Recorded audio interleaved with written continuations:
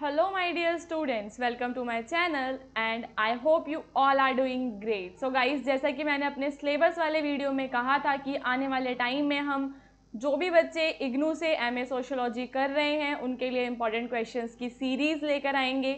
सो यहाँ पे MSO 001 जो आपका सोशियोलॉजिकल थ्योरीज एंड कॉन्सेप्ट वाला पेपर है उसके कुछ इम्पॉर्टेंट क्वेश्चंस जो भी जून सेशन के एग्ज़ाम के लिए इम्पॉर्टेंट क्वेश्चंस हैं उन्हें मैं इस वीडियो में कवर करने वाली हूँ। उसके अलावा आने वाले टाइम में इसी वीडियो के और भी पार्ट्स आएंगे, ये पार्ट 1 वीडियो है। सो गाइज, जो यहाँ पे आप मेरी स्क्रीन पे देख सकते हो, पहला क्वेश्चन आपका मैक्स वेबर से है और क्वेश्चन में आपसे ये पूछा गया है कि जो मैक्स वेबर हैं उनके class, status and party as a source of power को लेकर जो व्यूज़ हैं उन्हें आपको पूरा डिस्क्राइब करना है। तो सबसे पहले आप बताएंगे कि मैक्स वेबर कौन है। तो मैक्स वेबर एक फेमस जर्मन सोशियोलॉजिस्ट हैं। Explain that power in society does not come from one source like money, economic class, instead power comes from 3 main sources. So यहाँ पे जो मैक्स वेबर हैं German sociologist, वो कहते हैं कि सोसाइटी के अंदर जो पावर होती है वो किसी एक सोर्स से ना आकर बल्कि पावर के 3 मेन सोर्सेज होते हैं, class, status and party. So guys, class में आती है सारी की सारी इकोनॉमिक एक्टिविटीज़ जो भी इकोनॉमी के अंदर हो रही होती हैं। तो class means a group of people who have similar economic situation specially in the terms of wealth, income and property. For Weber, class is about one's market position, how much someone can earn or sell in the market. इसको आप एक example से समझ सकते हो। एक business owner and a factory worker belong to different classes. The business owner has more money and resources, so they have more power in the economy. So यहाँ पे वो क्लास को बता रहे हैं कि किस तरीके से एक व्यक्ति की जो क्लास होती है वो इकोनॉमी में उसकी पावर को डिसाइड करती है। जिसकी क्लास मतलब कि जो लोग ज़्यादा अर्न कर रहे हैं, जो बड़े बड़े बिजनेस ओनर्स हैं, उनके पास हम देखते हैं कि सोसाइटी में ज़्यादा पावर होती है। दूसरा जो पावर के लिए होता है वो होता है स्टेटस। तो स्टेटस का मतलब होता है सोशल ऑनर और Prestige someone has in society. किसी भी व्यक्ति का समाज के अंदर, सोसाइटी के अंदर जो ऑनर है, अब ये केवल मनी से जुड़ा हुआ नहीं है बल्कि इसके अंदर उसकी रिस्पेक्ट, कैसा उसका लाइफस्टाइल है, उसकी एजुकेशन, उसका फैमिली बैकग्राउंड और कास्ट, ये सारी चीज़ें आती हैं जो किसी भी व्यक्ति का स्टेटस जो है उसको निर्धारित करती हैं। ओके, सो यहाँ पे वो बताते हैं कि सबसे पहले किसी भी जो इकोनॉमी है उसके अंदर पावर जो है वो 3 सोर्सेज से आती है। तो जो पहला सोर्स था हमारा वो क्लास था। अब यहाँ पे जो दूसरा सोर्स है वो स्टेटस है। जैसे कि एक स्कूल टीचर जो है भले ही वो ज़्यादा ना कमाते हो बट में स्टिल भी हाईली, बट हम देखते हैं कि उनकी सोसाइटी में रिस्पेक्ट होती है। So on the other hand एक रिच पर्सन जो किसी इलीगल वर्क में इन्वॉल्व है उसका स्टेटस हाई नहीं कह सकते हम। सो ये यहाँ पे आप इसको समझ सकते हैं। देन तीसरा आप इसको बताएंगे कि तीसरा जो सोर्स ऑफ पावर है वो क्या होता है, पार्टी, यानी कि पॉलिटिकल पावर होता है। Party refers to people coming together to gain power and influence policy specially through politics.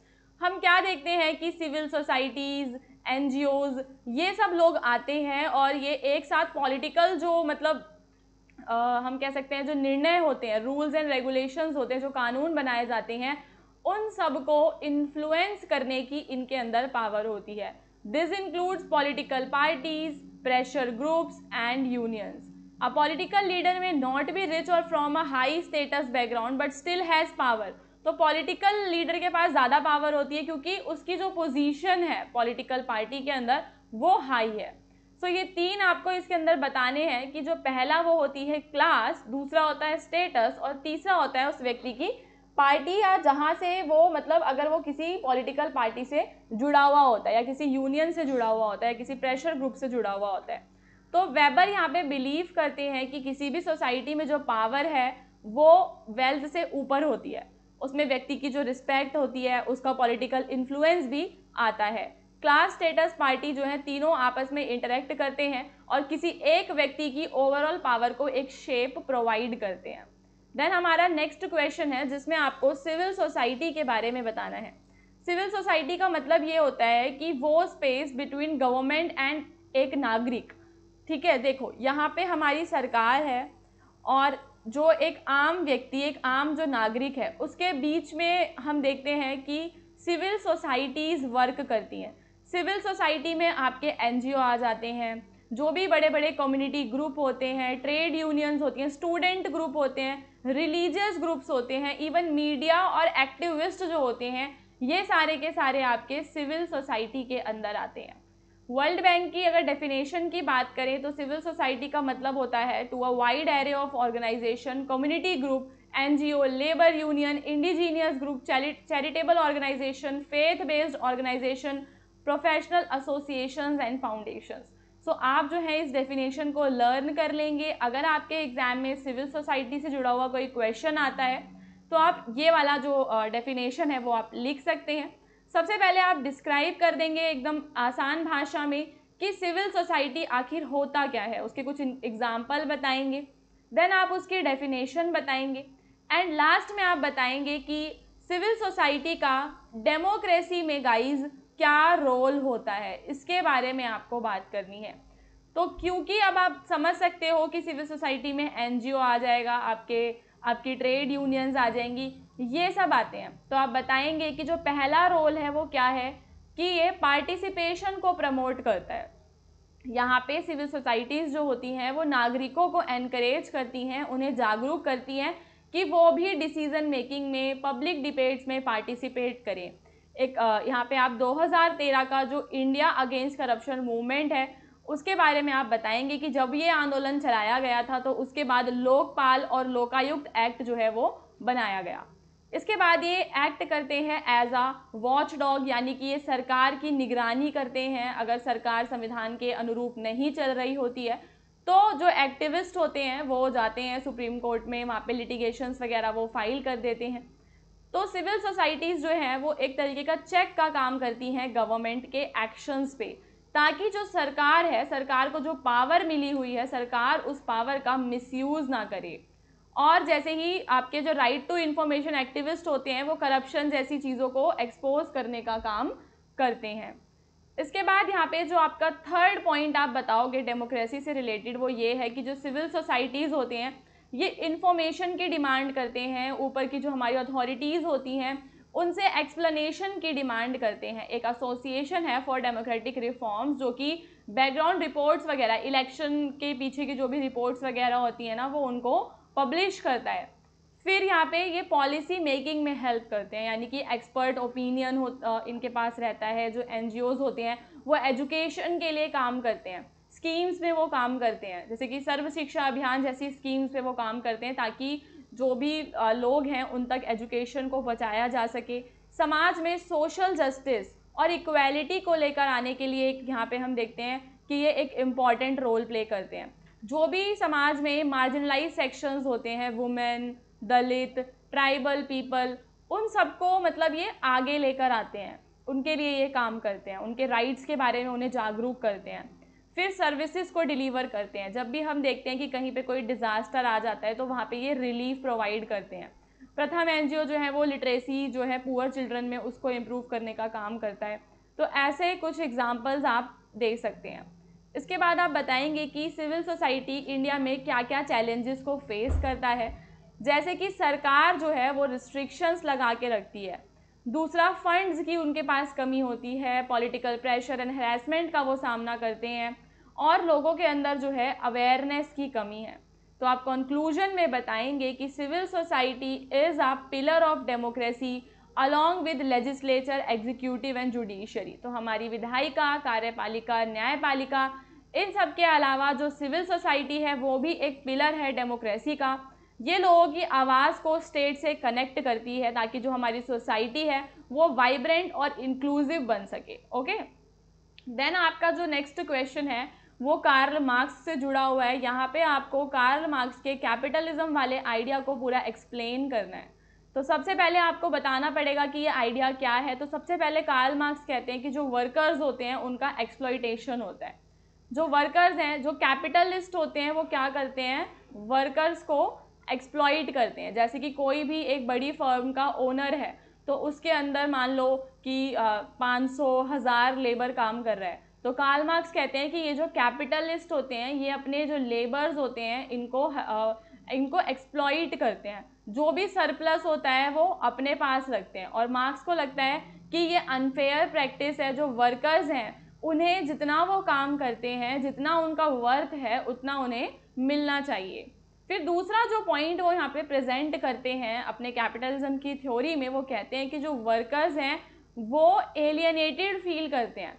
अब यहाँ पे एलियनेटेड का मतलब है कि जो वर्कर्स हैं वो अपने काम से डिस्कनेक्टेड फील करते हैं, वो बस जाते हैं, काम करते हैं और वापस आ जाते हैं, उन्हें उस प्रोडक्ट से कोई लेना देना नहीं है, ना ही उस प्रोडक्ट की वर्क प्रोसेस से कोई लेना देना नहीं है। क्या है कि they built only a small part of something and never see or feel ownership of the final product। ठीक है, अब किसी भी एक प्रोडक्ट को बनाने के लिए काफ़ी सारी छोटी छोटी प्रोसेसेस होती हैं, तो हर जगह पे हर एक स्टेप पे अलग अलग वर्कर लगे होते हैं, तो वो किसी एक स्मॉल पार्ट के लिए काम कर रहे हैं, उन्हें फाइनल प्रोडक्ट से कोई भी ऐसा जो है लगाव नहीं होता, कनेक्शन नहीं होता, ना ही उनको वर्क प्रोसेस से, क्योंकि उनकी वर्क प्रोसेस रिपीटेटिव बन जाती है, बोरिंग बन जाती है और क्रिएटिविटी की यहाँ पे हमें कमी देखने के लिए मिलती है। Instead of feeling creative alive, workers feel like replaceable parts in a machine. अब क्योंकि यहाँ पे जो वर्कर्स हैं वो क्रिएटिव फील नहीं कर रहे हैं, ठीक है, तो वो ऐसा लगता है उन्हें कि हम क्या हैं, हम मशीन बन चुके हैं, कि कभी भी जो हमारे ओनर हैं वो हमें रिप्लेस कर देंगे। देन कैपिटलिस्ट जो हैं वो compete करते हैं by investing in machine and cutting wages. वो क्या करते हैं, लोगों के वेजेस को कम कर देते हैं या फिर उनको टाइम से वेजेस नहीं देते। इंस्टेड ऑफ पेइंग वेजेस वो क्या करते हैं, मशीन्स में इन्वेस्ट करते हैं। Fewer workers working means smaller total profit, this lead to over production, unemployment and business failure. Then cycle repeats, large firm absorb failing ones. Wealth का हमें concentration देखने के लिए मिलता है, जो रिच होते हैं वो और ज़्यादा रिचर बनते जाते हैं, जिसकी वजह से इनइक्वालिटी ग्रो करती है। देन यहाँ पे एक और इम्पॉर्टेंट पॉइंट आपको बताना है क्लास स्ट्रगल के बारे में। तो जो क्लास स्ट्रगल है आपका कैपिटलिस्ट और वर्कर्स के बीच में, क्योंकि उनके इंटरेस्ट अलग अलग हैं, उनके इंटरेस्ट में हमें एक कॉन्फ्लिक्ट देखने के लिए मिलता है। तो मार्क्स का विश्वास है कि ये जो स्ट्रगल है इसकी वजह से सोशल एंड हिस्टोरिकल चेंजेस भी आते हैं। तो मार्क्स ने कैपिटलिज्म को बताया है एक तरीके से कि ये वर्कर्स को एक्सप्लॉइट करता है, वर्कर्स अपने काम से एलियनेटेड फील करते हैं, इकोनॉमिक साइकिल के अंदर वो फंस जाते हैं, वेल्थ का कॉन्सेंट्रेशन हो जाता है केवल कुछ ही हाथों में, और एक स्ट्रक्चरल कॉन्फ्लिक्ट वर्कर्स और ओनर्स के बीच में देखने के लिए मिलता है। So he believed these problems would intensify. अब लास्ट में क्या होगा, ये जब प्रॉब्लम बहुत ज़्यादा बढ़ जाएगी, एट लास्ट जो वर्कर्स हैं वो यूनाइट हो जाएंगे और क्या करेंगे, वो कैपिटलिज्म को ओवरथ्रो कर देंगे और वहाँ पे सोशलिज्म आ जाएगा। सोशलिज्म में जो भी वर्कर्स होंगे वो कलेक्टिवली सारी चीज़ों के ओनर बन जाएंगे और वेल्थ को इक्वली शेयर करेंगे, और ये एक तरीके की हाइपोथेटिकल सिचुएशन होती है, ऐसा रियल में पॉसिबल नहीं होता। ठीक है, सो गाइस, इसके बाद अगर आपको ये वीडियो अच्छा लगा है तो चैनल को ज़रूर सब्सक्राइब करना। आगे के जो भी मेरे वीडियोस आएंगे उनके अंदर मैं आपको बताऊंगी कि कैसे आप हमारे YouTube क्लासेस के फ्री PDFs को डाउनलोड कर सकते हैं। तो चैनल को सब्सक्राइब कीजिए और जो भी आपके दूसरे MSO के पेपर कोड्स हैं उन्हें कमेंट करके बताइए, जो भी आपके डाउट्स वाले क्वेश्चंस हैं उन्हें कमेंट करके बताइए, ताकि हम आने वाले वीडियोज़ में उन्हें कवर कर सकें।